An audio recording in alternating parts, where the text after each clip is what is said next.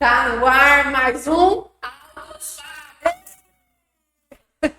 E hoje nós temos a satisfação de receber conosco a professora doutora Flávia Pancini, que é professora do Departamento de Educação da Universidade Federal de Rondônia. A Flávia é doutora em Educação pela Universidade Federal do Amazonas. Ela possui graduação em Pedagogia pela Universidade Federal de Rondônia. Tem especialização em alfabetização e mestrado em ciências da linguagem. E além de ministrar aulas ali no curso de pedagogia, aqui do campus de Rolim de Moura da Unir, é professora do programa profissional, do mestrado profissional em educação inclusiva, o PROFEI, no campus da Unir de Paraná. Professora Flávia, seja muito bem-vinda. Muito bem-vinda. Muito obrigada, Carol, Gilmar. É uma satisfação imensa estar aqui, falar sobre esse tema que é o autismo, né? Exatamente. Mas antes de falar sobre o autismo e passar a palavra para a Carol fazer a pergunta dela, eu tenho uma pergunta para fazer para a Flávia, que já é uma curiosidade de um tempo. Flávia, por que você trilhou na sua formação o caminho da educação especial? Não, eu tenho esse rostinho jovem, né? Mas eu já tenho 25 anos de docência, completando esse ano. E aí eu passei pela educação básica antes de estar no ensino superior e estive como professora na educação infantil e nos anos iniciais. E recebia os alunos, né? Público-alvo da educação especial em sala de aula. Então, na época, como professora, eu tentava fazer algumas questões, mas eu sentia muita dificuldade em relação a isso, né? Então, eu tinha os meus conhecimentos, eram poucos, e nós tivemos, então, na época, em 2008, um concurso para unir para essa área, né, da educação especial. E ali eu vi uma oportunidade, né, não só de aprender mais sobre a área, mas também de continuar estudando, progredindo nos conhecimentos, nos estudos. Então, prestei o concurso para a área, passei, e desde então eu venho atuado na área, né, aprendido sobre isso. Fora, eu tenho pessoas na família, né, que são pessoas com deficiência também. Ah, muito bem. Porque sempre quando a gente tem na família alguém, parece que chama mais atenção, né? Porque antes, pelo menos comigo foi assim, não sei se com a Carol. Atravessa diferente. Atravessa diferente. Atravessa diferente, exatamente. No meu caso, eu tenho pessoas, mas eu fui muito atravessada mesmo pela educação, né, que é uma paixão desde a infância, era o ser professora. Então, a minha paixão era a docência. Então, eu fui atravessada mesmo pelo ensino e aprendizagem, a necessidade de atender adequadamente essas crianças, né? Que coisa. Professora, a gente estava conversando aqui, pessoal, um pouquinho antes da gente começar o nosso podcast, e aí eu estava conversando com a professora Flávia, e eu sempre gosto de, quando vem uma pessoa que realmente está há muitos anos, né, trilhando esse caminho da inclusão, da formação, da educação, porque a senhora tem uma experiência muito vasta, né, de vários campos. A senhora disse que a senhora começou, né, na educação das séries iniciais, era de sala de aula, depois foi para a graduação, né, hoje está aí também participando dos cursos de formação de mestrado, né, e tudo mais. Então, assim, eu gostaria que a senhora dissesse para nós, no teu sentir, a inclusão está acontecendo? Então, nós temos sempre na academia as questões relacionadas às políticas públicas, né? Então, o Brasil, ele avançou em termos de políticas públicas, é um país avançado em termos de legislação para a área da educação especial, né? No âmbito da execução dessas políticas, nós ainda temos muitas dificuldades, né? E o chão da escola, como nós falamos, né, ele é atravessado por essas políticas que muitas vezes acabam impedindo de que elas aconteçam adequadamente. Então, eu digo para você, numa perspectiva positivista, né, nós tivemos avanço sim. Tá? Eu comparo, por exemplo, antes da política de educação especial na perspectiva da educação inclusiva, que é do ano de 2008, os alunos não eram preferencialmente matriculados na rede regular. Ainda tem esse preferencialmente, né, que particularmente nós discordamos, porque pensamos que deveria ser obrigatoriamente, né? Mas hoje, com todos os problemas enfrentados, essas crianças, jovens, né, eles estão inseridos em uma sala regular com outras pessoas. E isso nós não tínhamos, né? Nós passamos por um período de segregação, de exclusão. É uma inclusão com muitos problemas para serem resolvidos? Mas é uma perspectiva inclusiva. Isso, para mim, é algo assim grandioso. Realmente. Não, e falando nesse caminho de incluir e incluir com efetividade, porque a pergunta da Carol, ela vai ao encontro do anseio de muitas mães e muitas famílias que estão, né, sempre demandando do poder público, É o né? sentir se a gente realmente tá fazendo Tá a fazendo, diferença, exato. tá dando certo, né? Essa caminhada, essa Exato. luta, estamos evoluindo, Porque né? as pessoas que estão nos assistindo aqui, que eventualmente têm familiares, crianças, enfim, sabem como o dia a dia não é fácil, né? O dia a dia nos seus Isso. mais diversos aspectos. Mas nesse caminho da inclusão, esse ano a professora Flávia, que também é líder do GPEA, né? Que é um grupo de estudos Isso. sobre educação. Esqueci Grupo de estudo em psicologia e educação na Amazônia. No momento eu estou como vice-líder. Pronto. Então, a professora formulou um projeto de extensão e forneceu formação para professores da rede municipal aqui de Rolim de Moura, Rondônia, em comunicação aumentativa e alternativa. Então, professora, como que foi a iniciativa, né, a ideia dessa proposta e como que ela se delineou e chegou lá até aquele formato que foi aplicado para os colegas professores? Então, Gilmara, a formação ela é uma necessidade, né, e uma carência ao mesmo tempo, né? O Brasil inteiro é carente de formação na área, né, da educação especial. E então os municípios geralmente eles têm a universidade como um dos poucos lugares onde eles podem buscar apoio para fazer formação, porque a gente também tem carência de pessoas, né, com formação na área. Então eu fiz um projeto até por conta do mestrado, possibilitando formação em todo o estado de Rondônia e abrir para as secretarias, né? Então, por exemplo, a qual já fez algumas parcerias e Rolim, então, solicitou, eles têm uma demanda grande de formação, que fizéssemos uma formação, né? Como docente, eu sugeri um formato, porque eu acredito sempre na formação de médio a longo prazo, onde eu possa acompanhar os resultados, onde eu possa estar mais perto com os professores, né? Então, sempre eu falo, olha, tudo bem, eu contribuo, mas eu não gosto muito do oficina, que é uma coisa bem pontual, pouca carga horária. Então, planejamos essa formação, passamos ali de março até junho, julho, planejando essa formação, pensando os conteúdos que seriam prioritários, né, porque a formação ela foi para os estudantes com TEA, que é transtorno do espectro autista, tem vários dentro da área da educação especial, mas nós trabalhamos com esse público até por conta da quantidade de alunos. Em 2024, na rede municipal de Rolim de Moura, educação infantil e anos iniciais, só até o 5º ano, foram registradas 239 matrículas de estudantes com autismo. É um número bem alto. Bem alto. Né? Eu acredito que esteja relacionado com essa prevalência, né, atual, que é de 1 para 54 nascimentos. Então, organizamos essa formação sobre o autismo e dentro do autismo voltamos para a comunicação, porque aí vão ter vários aspectos, né?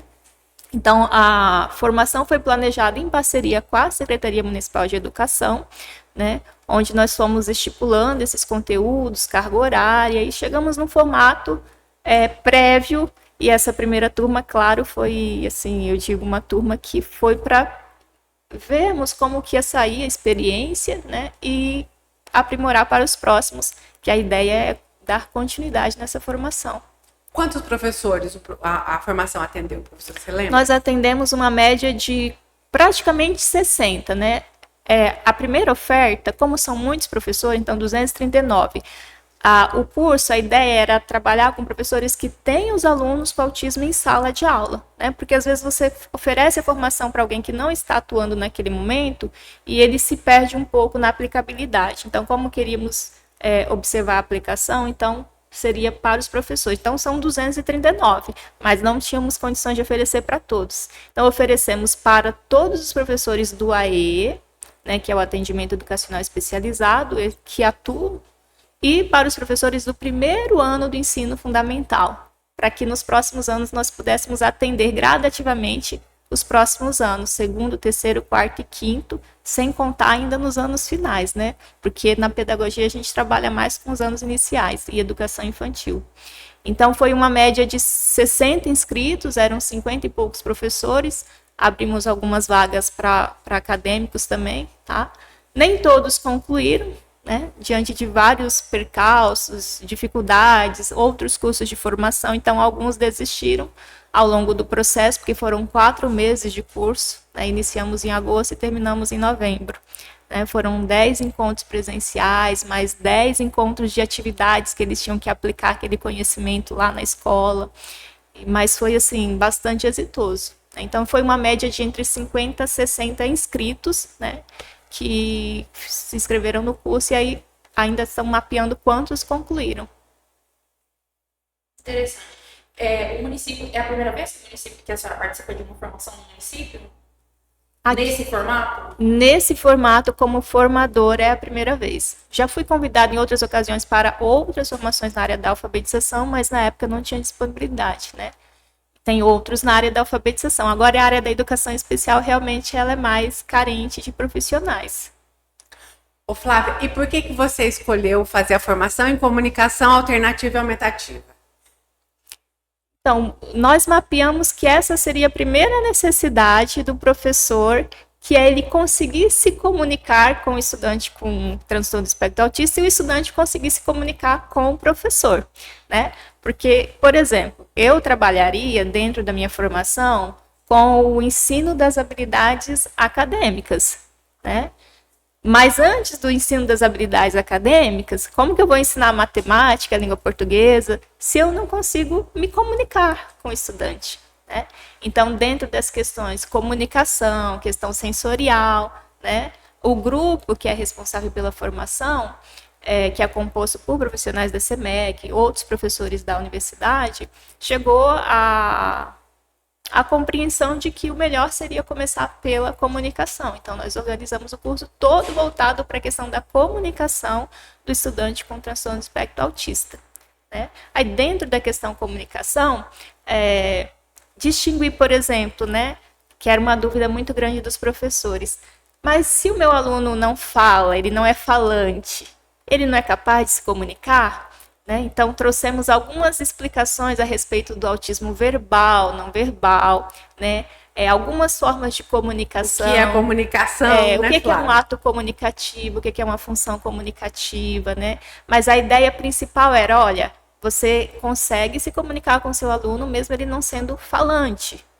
Então, existem outros meios de comunicação, vocais, gestuais, por sistema de símbolos, né, que é o que a comunicação aumentativa e alternativa utiliza, para que eles entendessem que sim, eles poderiam e podem se comunicar, desde que eles aprendam a usar as ferramentas corretamente. Então, o curso trouxe alguns conceitos teóricos e aplicabilidade. Como que eu uso essa ferramenta de comunicação aumentativa e alternativa, né?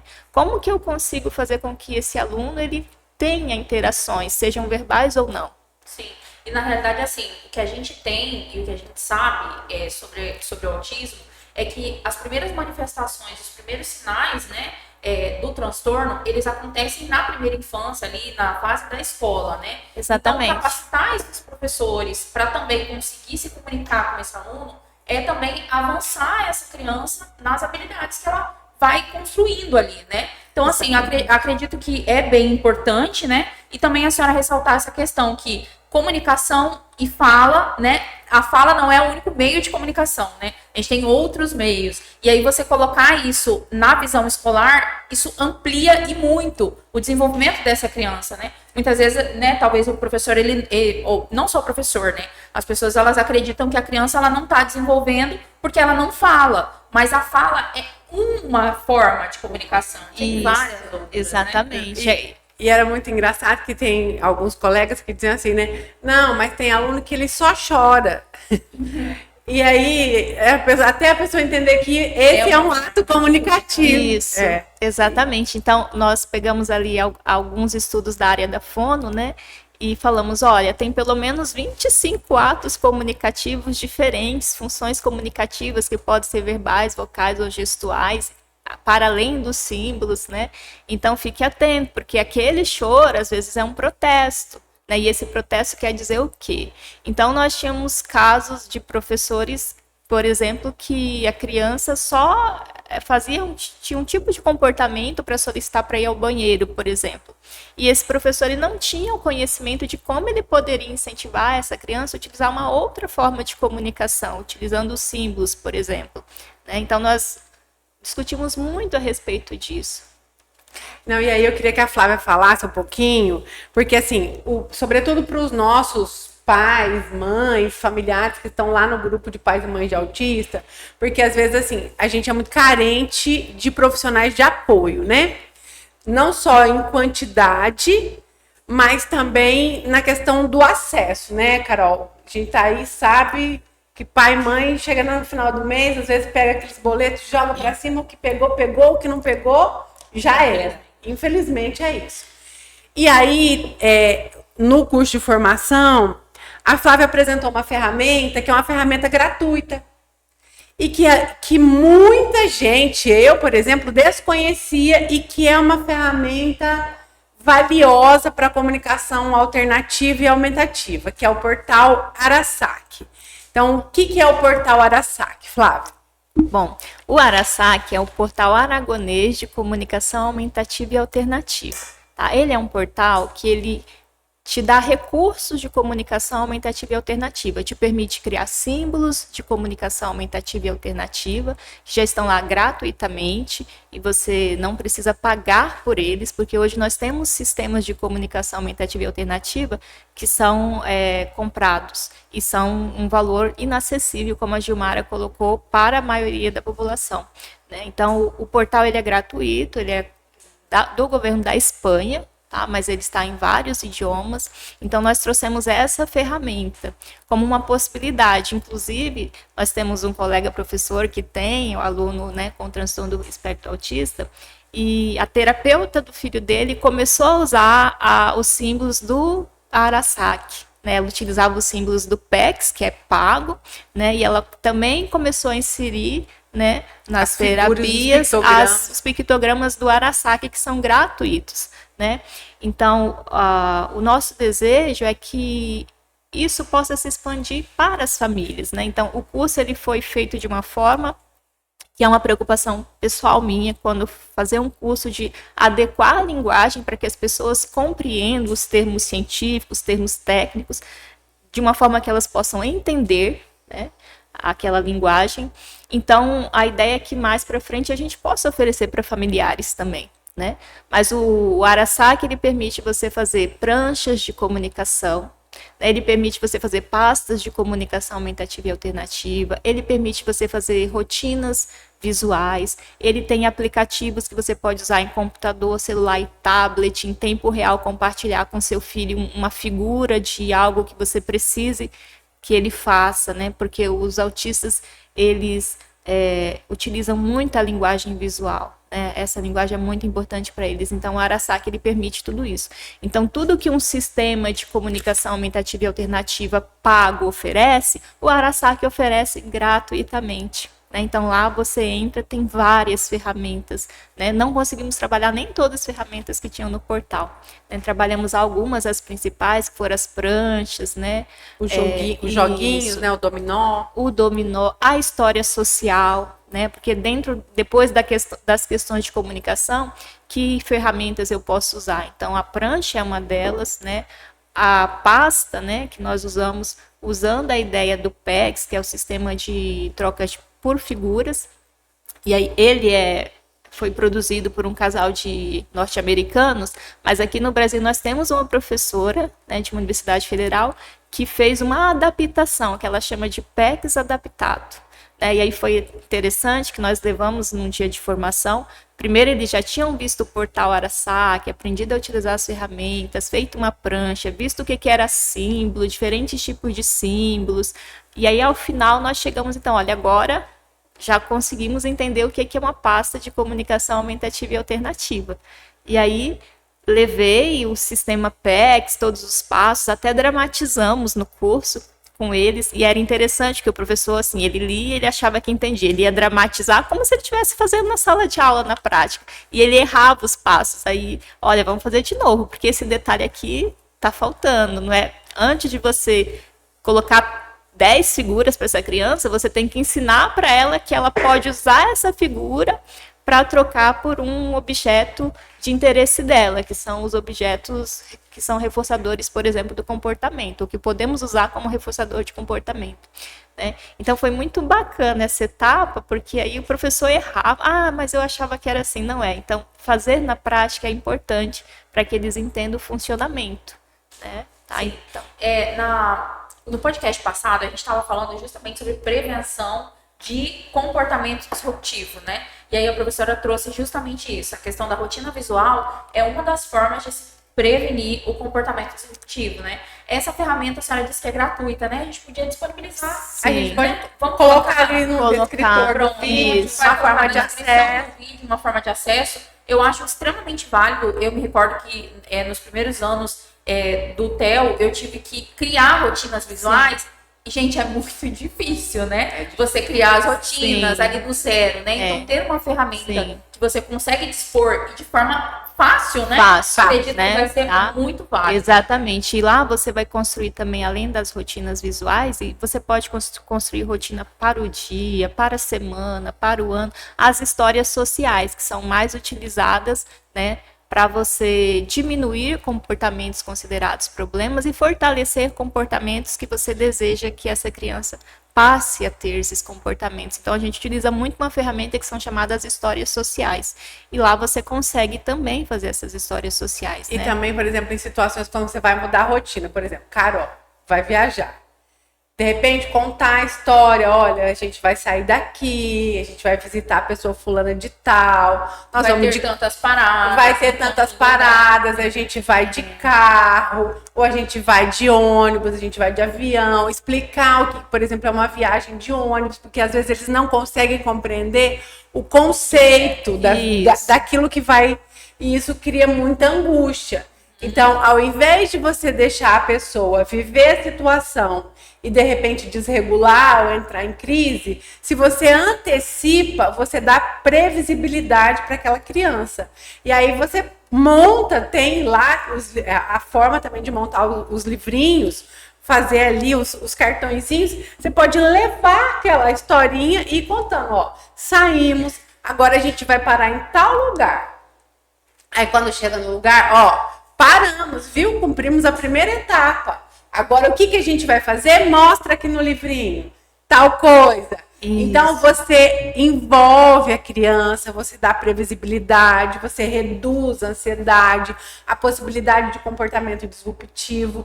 Ou seja, é uma maneira lúdica, visual, de você antecipar conteúdo. É fantástico. Isso, eu uso muito história social em casa. E na verdade, assim, a gente pensa que está fazendo uma coisa, mas a gente pode trabalhar tantas outras coisas. Tantas outras. O manejo, às vezes, é aquela criança que não fica na sala de aula, ou tem que sair muito, né? Ou não consegue ficar todo o período das 4 horas, digamos assim, em sala de aula. Então, com essa história, digamos assim, e com esse manejo visual, a criança ela vai conseguir ter uma previsibilidade de em que momento ela está. Né? Olha, chegamos na metade da manhã, por exemplo. Só temos mais meio período, digamos assim. Vamos continuar aqui.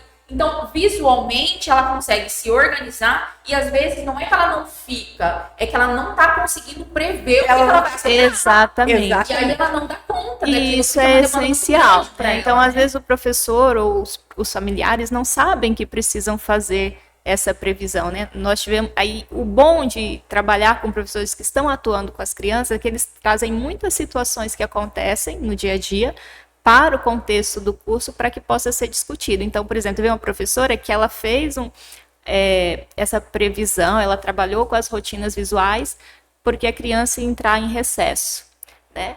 E aí funcionou muito bem. Só que quando a criança terminou o recesso e tinha que voltar para a escola, não foi feito esse trabalho todo, e aí a criança teve muita dificuldade de se adaptar ao retorno das aulas, né? Então, você vê que o recurso ele surtiu efeito no momento que ele foi utilizado. No momento que ele deixou de ser utilizado também, a criança sofreu. As consequências. Isso mostra, né? Então, todo o nosso curso ele foi pautado em pesquisas científicas sobre práticas baseadas em evidências para o autismo, né? Então, e tudo fundamentado em livros teóricos. Então, sempre tinha essa preocupação de apresentar para eles. E olha, então, cientificamente já está comprovado de que surte muito mais efeito você mostrar uma pista visual para uma criança com autismo do que você falar, né, que seria considerado o ecoico apenas, com essa criança. Né? Então, isso o tempo todo tem que estar presente, né? Então, por exemplo, uma ferramenta do Arasaki, ó, até aqui, ó, você pode usar lá. A câmerazinha, Flávia. Ó. Isso, não sei se dá para focar. É o dá para ver aí, Pedro? Pictograma e agenda, né? Então, eu posso trazer para frente? Eu construo, Carol, a minha agenda, uma rotina visual, e aí eu posso instalar no meu computador e no momento que eu necessitar tirar uma figura para acrescentar outra, teve um imprevisto, eu mudei, então rapidamente eu consigo retirar figuras daquela rotina, acrescentar figuras e compartilhar em tempo real. Essa é uma das ferramentas. Depois nós colocamos o link lá e algumas, né, fotos. E, na verdade, assim, as pessoas também, muitas vezes elas acham que mas para que eu vou fazer essa previsão de rotina se acontecem imprevistos, digamos assim. Imprevistos acontecem com todos nós, né? Com todos. Mas, assim, a rotina planejada são menos chances de você ter uma ruptura, né, de um comportamento ou desencadear algum tipo de comportamento que você não está esperando, né, naquele determinado indivíduo. Então, assim, é lógico que você vai prevenir com o objetivo de mediar, né, uma possível crise. Mas a gente não pode também ter 100%, sim, né? E aí a gente também tem outros mecanismos para a gente poder conter essa questão de crise. Exatamente. Até acentuamos no curso que, olha, não significa que você fazer essa previsão que não vai acontecer uma crise, né? Pode acontecer. E aí depois você vai ter que entrar com as ferramentas de manejo de crise, que não foi nem conteúdo que trabalhamos, mas que é um anseio também das pessoas. Só que qual que é a grande questão? É que nós consigamos não chegar até a crise, né? Então, por isso é importante todas essas ferramentas, né? Se chegar é porque você não tem como controlar tudo, né? Isso, mas boa parte delas poderiam ser diminuídas, reduzidas, evitadas, né, com a ferramenta sendo utilizada de forma adequada, porque às vezes eu posso utilizar essa ferramenta de forma não adequada e dizer que a ferramenta não funciona, né? Isso é muito comum acontecer na educação, né? A pessoa utilizar a ferramenta sem seguir todos os procedimentos que aquela ferramenta requer e dizer que ela não funciona, que seria a mesma coisa que você pegar uma receita e não seguir o passo a passo, os ingredientes corretamente, flopa, vai dar tudo errado e você vai dizer, não funciona, né? Então sempre você tem que testar várias e várias vezes. Não funcionou? O que não funcionou aqui exatamente? Exato, né? Porque esse é um cuidado que é extremamente importante quando a gente trabalha com o público-alvo da educação inclusiva, né? E aí tem uma coisa que eu queria falar, professora, antes da última pergunta, que é uma questão extremamente importante, né? A gente não... Às vezes, eu vou falar isso porque já aconteceu na minha casa, né? As pessoas falam assim, que Tahoan ainda é uma criança não oralizada. Ah, não, mas se eu usar a comunicação alternativa, aí que não vai falar mesmo. Como é que é isso, Flávia? As evidências mostram que é o contrário. Geralmente, quando você utiliza um sistema de comunicação alternativo com uma criança não falante, não oralizada, por exemplo, as pesquisas demonstram que houve, inclusive, né, possibilidade de essas crianças começarem a verbalizar após, né, o início do uso das ferramentas de comunicação aumentativa e alternativa, tá? Porque ela começa a compreender o que é um comportamento verbal, o que é usar linguagem, o que é receber uma mensagem, dizer uma mensagem, né? Então, e o conceito das coisas, das coisas. Então, as pesquisas, elas mostram isso, que geralmente, quando as crianças começam a utilizar, né, um dos ganhos, dentre outros vários ganhos, elas iniciarem comportamento verbal e começar a oralizar, começar a usar falas, né? Isso tantas pesquisas comprovam, como mães que são da comunidade, né, neurotípica e tem os seus canais, né? Por exemplo, o canal Nós e o Autismo. É um canal excelente para quem é mãe, porque é uma mãe e um pai que eles postam lá. E ela coloca um vídeo lá falando do PECS. Depois que eu comecei a usar o PECS, o meu filho, ela tem 2 com autismo, começou a oralizar algumas palavras, né? Então, após o uso do PECS, que é o sistema de troca de figuras. Porque é isso. Associar, né? Associar. E aí a gente tem várias realidades, né, dentro do espectro. Por exemplo, o Theo é uma criança falante, né, Carol? Que inclusive começou a falar no tempo esperado? Não. Demorou. Não falou até os 3 anos. Ah, então. Mas aí depois desenvolveu a comunicação verbal, né? Mas no meu caso ainda não. Tahuan ainda não é uma criança falante, né? Ele se comunica, mas se comunica com a comunicação alternativa e aumentativa. E aí eu pude perceber a diferença de comportamento do Tahuan depois que nós começamos a usar a comunicação alternativa e aumentativa. Assim, só quem vive essa realidade consegue ter a exata dimensão do que significa uma pessoa não ter que chorar, não ter que gritar, não ter que se autoagredir para poder conseguir expressar aquilo que ela quer, né? Então, e são as necessidades mais básicas, mais elementares, tipo, quero água. Mais básicas. Se a pessoa tá na casa dela e ela sabe onde tá a geladeira, que ela pode abrir tudo e tal, ótimo. Ela vai lá e faz, porque às vezes eles têm dificuldade de pedir por ajuda, né? Sim. Não aprenderam o tato. Mas quando ela não tá em casa, como que ela faz? E ela pede de um jeito que você não consegue compreender e você oferece outra coisa. Ah, você quer, sei lá, celular? Você quer ir passear? Não, eu quero água.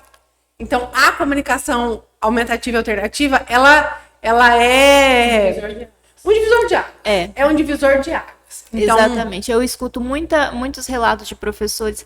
Eu não sei o que o meu aluno quer. Eu gostaria de entender o que o meu aluno quer, o que ele está sentindo, mas eu não sei, né? Então, a comunicação aumentativa alternativa, realmente, ela propicia tudo isso, né? Que, infelizmente, nem todos estão tendo acesso. E, no curso, a gente desmistificou também a ideia de que comunicação aumentativa e alternativa é algo caro, inacessível, né? Ela é acessível tanto do ponto de vista financeiro, porque, por exemplo, a Arasaki, né, um portal gratuito, onde você tem todas as ferramentas, você baixa no celular, que hoje praticamente todo mundo tem, né, quanto para pessoas que não têm um nível de formação alto, elevado, não é doutor, não é mestre em autismo, né, em educação, é uma mãe e um pai que, com um pouco de instrução, né, que geralmente os terapeutas fazem muito isso, de assessorar, de ensinar os pais a utilizar as ferramentas, e eles conseguem utilizar essas ferramentas. Não como se usa dentro de um contexto clínico, terapêutico, mas dentro de um contexto natural, que aí nós vamos falar em estratégias naturalísticas, né? Então, é possível sim, né, as pessoas utilizarem essas ferramentas no seu ambiente natural, conhecendo um pouco da utilização, do funcionamento, né? Inclusive, as primeiras famílias, né, quando a gente tinha uma carência enorme de terapeutas, como que elas conseguiram? Elas foram no ensaio e erro, aprendendo, assistindo um vídeo aqui, outro lá, né? E foram aplicando isso. Certo. Ótimo, excelente, professora. A gente queria agradecer, né, a sua participação aqui. Com certeza foi de grande valor. Também essa formação, acredito que tenha sido valorosa, não só para o âmbito do nosso município, porque assim, eu acredito que todo ser humano que se capacita de qualquer forma, ela também propaga de certa forma isso. Então, essas pessoas que se capacitaram, elas podem e conseguem passar isso adiante, né? Seja para uma mãe, por exemplo, exatamente, que às vezes vai atender ali a criança, né, naquele contexto, seja para um colega que às vezes não estava ali naquele contexto ali, e infelizmente não conseguiu fazer parte dessa formação, mas a gente tem aí também propagadores, né, dessa formação. Exatamente. Então a gente vai com certeza colher o fruto por muito tempo. Exatamente, né? Flávia, então também quero agradecer demais. não só pela sua entrevista, mas pela parceria que a gente teve ao longo do ano, que para mim foi de grande valia, de muito aprendizado. E antes de você se despedir, eu gostaria que você fizesse um breve balanço do que foi essa experiência do curso de formação e deixasse seu tchau aqui para a nossa turma. Então, Gilmar, eu também agradeço de coração a oportunidade, acho essencial, né, nós divulgarmos esse trabalho. O balanço, para mim, é mais do que positivo, né, porque, como Carol falou, hoje nós temos 50 e pouco professores, né, que passaram pelo curso, né, alguns se apropriaram mais, outros menos, a gente sabe que a aprendizagem é diferente para cada um, mas nós temos hoje já o nosso primeiro curso de transtorno do espectro autista no ensino regular, né, que era o título do curso, finalizado com a primeira turma, com perspectiva de começarmos uma nova turma e depois uma outra turma.